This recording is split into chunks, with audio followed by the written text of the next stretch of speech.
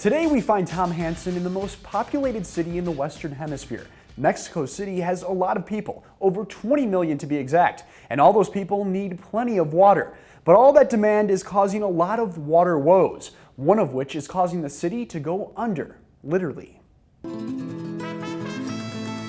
Mexico City, one of the most populated cities in the world, known for art, history, and its vibrant culture. Oh yeah, and one other unsettling thing, sinking into the ground. If Mexico City is sinking, some might think that eventually it's just gonna fall into the earth. Is that possible? No, it is collapsing, but the particles of clay are closer together, which increases their strength. So we're not gonna lose Mexico City. We're not gonna lose Mexico City. It's a problem for many cities across the globe, but compared to other places, this city is in a free fall. Studies show Mexico City is actually sinking about 32.8 feet over the last 6 decades, leading to crazy cracks and slanted streets. Just one example of the sinking is this bench. It looks like it's virtually cracked in half, forcing the city to adjust to a landscape that's constantly changing. We're at a popular monument in the heart of Mexico City, and where I am right now, this used to be street level, but because of all the sinking around the monument, these steps had to be built. The city spends billions of dollars to keep things running, all for a problem that began centuries ago. It may be hard to imagine now, but the sprawling concrete jungle of Mexico City was once a large lake.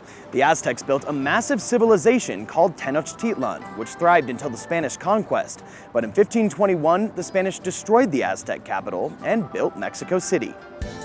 In order to do so, the Spaniards decided to drain the giant lake. All that remains now is a vast aquifer located beneath the ground, which Mexico City uses for the majority of its water supply.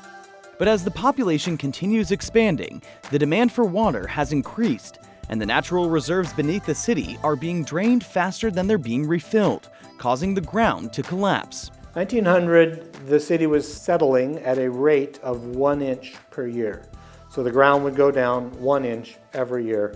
And in 1940, the settlement had gone from 1 inch to 6 inches per year. Over time, the city got heavier and heavier, and it started to sink. Well, they built buildings on top of the fill, which adds weight. But all of that weight, the fill, the buildings, it is compressing the clay.